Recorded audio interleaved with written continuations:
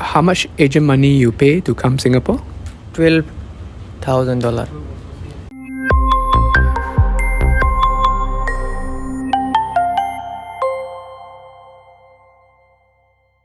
Let's talk about recruitment costs that workers have to bear. This has been a problem for a very long time, hasn't it? Oh, for the longest time. It's a problem that especially affects construction, shipyard, and domestic workers. But we also see this problem amongst cleaners and F&B workers. We have spoken to workers who pay as much as $20,000 for a job, with only a basic monthly salary of $400. Migrant workers have to borrow huge amounts to fund their recruitment. So if their work permit is cancelled midway, they're in deep financial trouble. It really causes them a lot of stress, especially since they are usually not allowed job transfers in Singapore. Even when their salary is short paid, workers are afraid to file complaints because they are afraid of losing their jobs. If they lose their jobs, then they have to go home and then pay again to find a new job. Because so many workers are afraid to complain, wage abuses are widespread. Official data really do not capture the true scale of the problem. Is that a problem just for workers, or is that a problem for Singapore? I think it's definitely very much a problem for Singapore as well. Firstly, it's about reputation. More and more legislation in the US and EU are moving towards clean supply chains, and Singapore risks getting a bad reputation and falling behind. Secondly, because so much money is sloshing around from recruitment fees, some employers or managers also take a cut.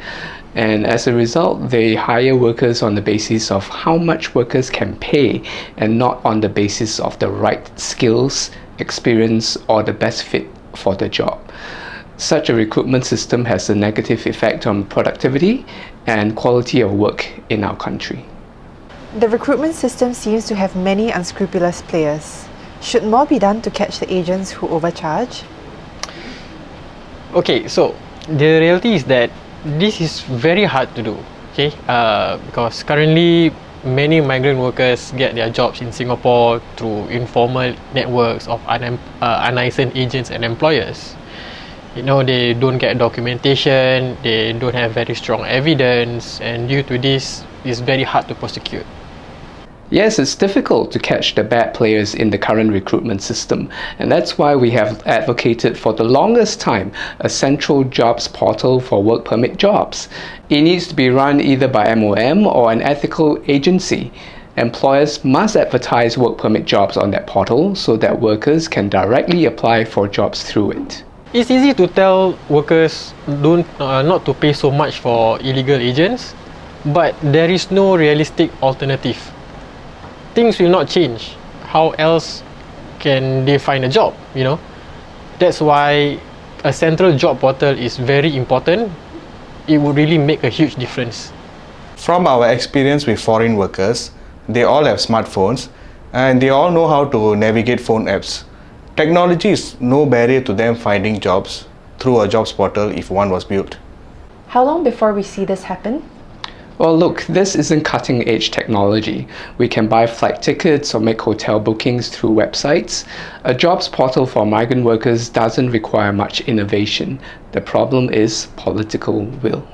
People are getting more and more conscious of clean supply chains. So for the sake of Singapore's reputation, I really hope we solve our migrant worker recruitment issues without further delay. 12,000. Yes. And you working for how long?